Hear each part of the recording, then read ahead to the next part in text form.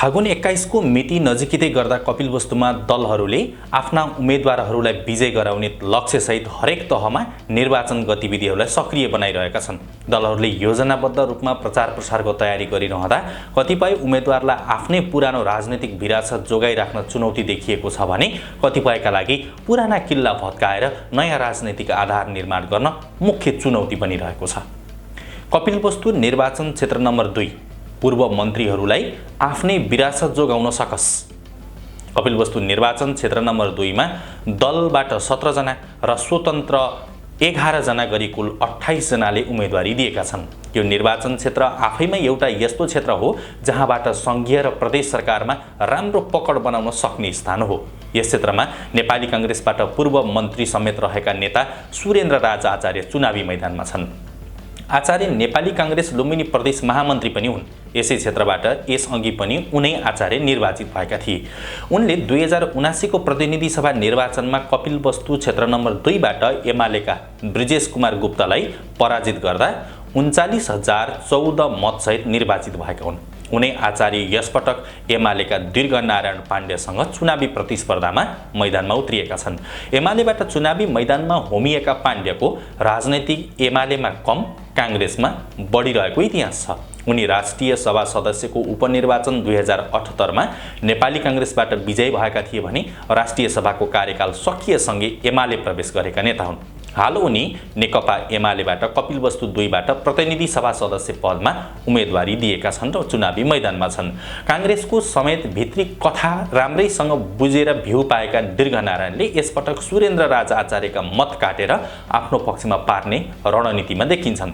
अर्कोतर्फ आचार्य र पाण्ड्य दुवैलाई चुनौती दिन राष्ट्रिय स्वतन्त्र पार्टीबाट यही क्षेत्रमा पूर्व एसएसपी विक्रमसिंह थापा चुनावी मैदानमा होमिएका छन्।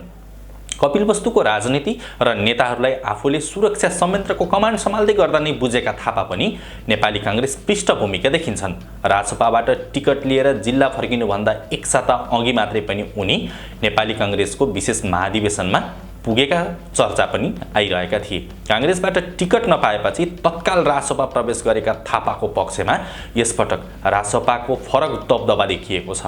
राजसपाले यो क्षेत्रबाट गत निर्वाचनमा समानुपातिक तर्फ 4279 मत ल्याएको थियो, जबकि प्रत्यक्षतर्फ राजसपा उम्मेदवार विहीन थियो। तर पनि मतदाताले राष्ट्रिय स्वतन्त्र पार्टी यो क्षेत्रबाट खोजिरहेको यो मत परिणामले देखाउँछ। 2079 मा एमालेबाट 38,697 मत ल्याएर उपविजेता बनेका ब्रिजेश कुमार गुप्ता यसपटक एमालेमा छैनन्। उनी तारा चुनाव चिन्ह लिएर नेपाली कम्युनिस्ट पार्टीबाट चुनावी मैदानमा छन्। उनी यसै क्षेत्रबाट निर्वाचित भएका पूर्व संघीय मन्त्री समेत हुन्। नेकपा एमालेका पूर्व केन्द्रीय सदस्य एवं कपिलवस्तुबाट 4 पटक संघीय सांसद जितेका नेता ब्रिजेश कुमार गुप्ता अहिले नेकपाबाट चुनाव लड्दैछन्।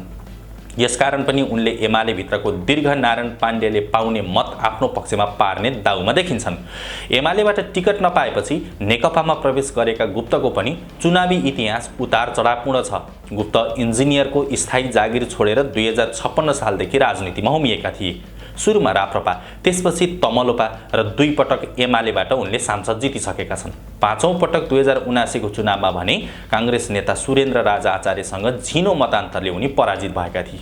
गुप्ताले 2056, 2074 मा प्रतिनिधि सभा सदस्य तथा 2064 र 2070 मा 2 पटक संविधान सभा सदस्यमा जित हात पारेका नेता हुन्।